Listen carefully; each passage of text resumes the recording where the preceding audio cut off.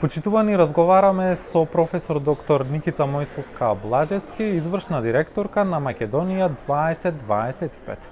Господја Никица, добре дојдовте во Соединетите држави. Ви благодарам, добро ве најдов.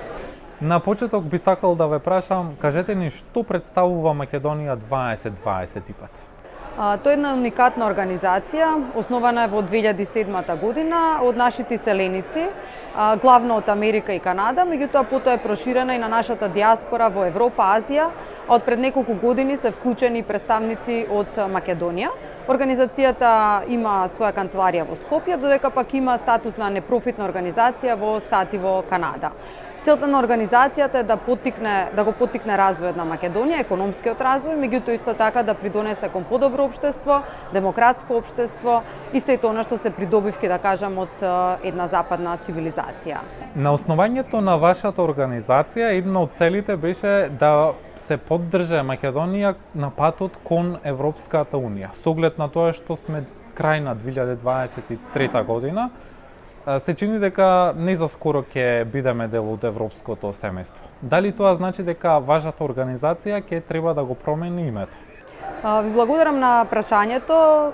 Точно името 2025 е ставено затоа што плановите биле да го помогнеме, како што споменав, развојот на Македонија, меѓутоа исто така се поставени одредени таргети кои што би сакале да ги постигне Македонија до 2025 година и тие таргети се однесуваат повторно, ќе кажам, и на економскиот развој, меѓутоа и општествен развој, или велиме Македонија да е развиена земја која што е членка или дел од западното, да кажам, општество, цивилизација и така натаму, што би вклучувало и членка на НАТО и Европската Унија.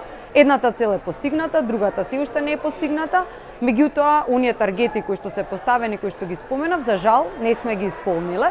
Така што 2025 се наближува, меѓутоа мислам дека имаме уште многу работа до тогаш и токму и заради тоа напорите на организацијата се да се мобилизираат повеќе средства, да се зголеми нашето дејствување, нашиот импакт, за да може Македонија да ги постигне тие цели. Изминативе години реализиравте бројни проекти со кои што нудевте и поддршка на бизниси, но и стипендирање на ученици и така натаму.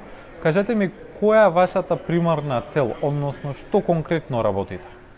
Најпрво би сакала да споменам нешто што е карактеристично и уникатно за оваа организација, тоа е дека ние сме целосно финансирани од чланарини на одборот на директори.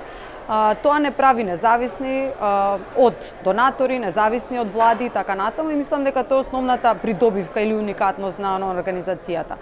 Покрај тоа што секој член на одборот, ги имаме вкупно 21, плаќаат чланарина, го даваат своето време и енергија, своите контакти секако.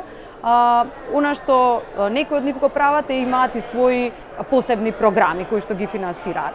Многу ми е тешко да одвојам посебни програми, меѓутоа ќе кажам дека главно програмите ни се во два столба. Едниот столб е поддршка на образование, лидерство и талентирани студенти, а вториот столб е поддршка на бизниси, вклучително и подобрување на бизнис окружувањето. Најголеми програми, да кажам, по бројност, по финансиски средства, тоа се стипендиите Атанас Близнаков, кои што се даваат на студенти на Универзитетот Кирил и Методи во Македонија, како и програмата Келок, каде што даваме стипендии на извршни директори кои што се образуваат, односно извршен тренинг поминуваат на Нортвестерн Универзитетот тука, односно на Kellogg School of Business.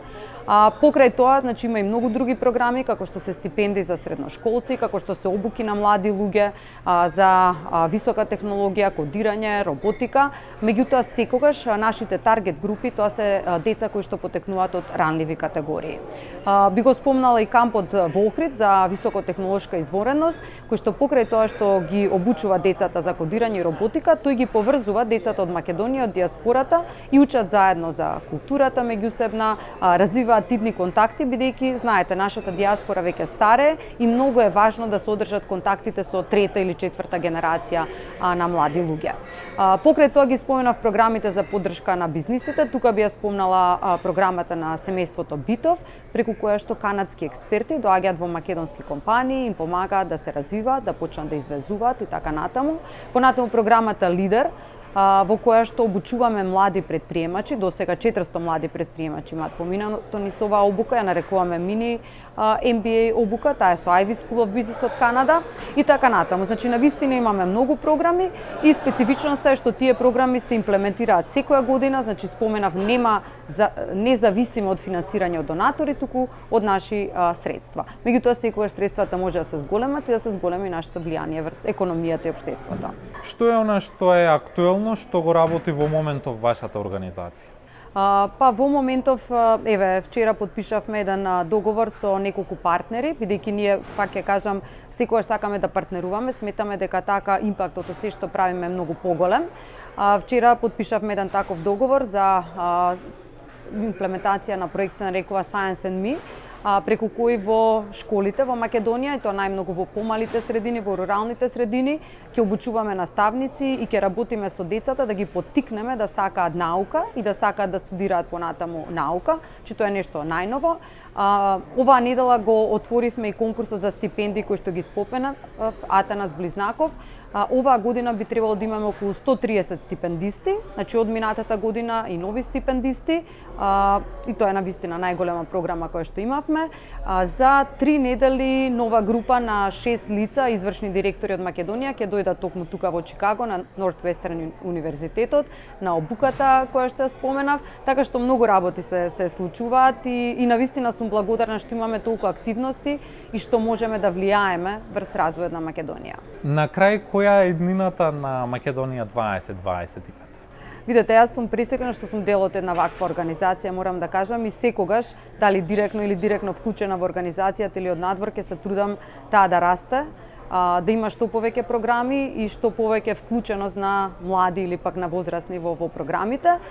Мислам дека иднината е тоа што го правиме, да го правиме во уште поголем размер, бидејќи силно верувам дека го правиме многу ефикасно, транспарентно, дека нашите програми се одлични и дека навистина ќе доведат до развој на идни добри лидери во Македонија, кои што ќе водат добри компании, меѓутоа исто така ќе бидат и добри граѓани, дека ќе доведеме до поуспешни бизниси, кои што се меѓународни бизниси, меѓутоа и онаа нишка која што не смееме да заборавиме, тоа е како да ја држиме таа поврзаност со диаспората, како да взаемно да работиме кон натамошен напредок на Македонија.